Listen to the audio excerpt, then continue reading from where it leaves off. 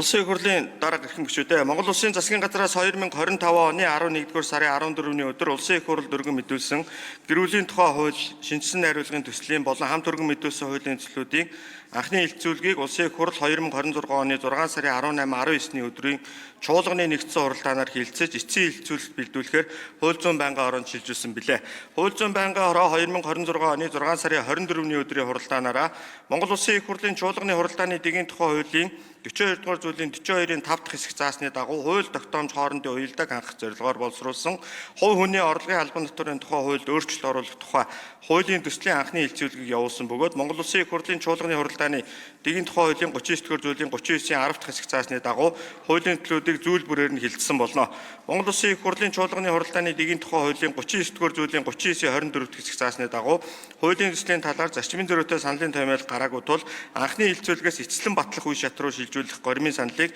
байнгын орооны хуралдаанд оролцсон гишүүдийн олонх буюу 58.8%-аар дэмжсэн болно. Улсын их хурлын дарга эрхэм гишүүдээ гэр бүлийн тухай хуулийн шинжилсэн найруулгын төсөлтөд холбогдуулан боловсруулсан хувь хүний орлогын албан татварын тухай хуульд өөрчлөлт оруулах тухай хуулийн төслийн анхны илтзүүлгийг явуулсан талаарх хууль зүйн байнгын орооны санал дүгнэлтийг хилцэн шийдвэрлэж өгөхийг та бүхнээс явуулъя.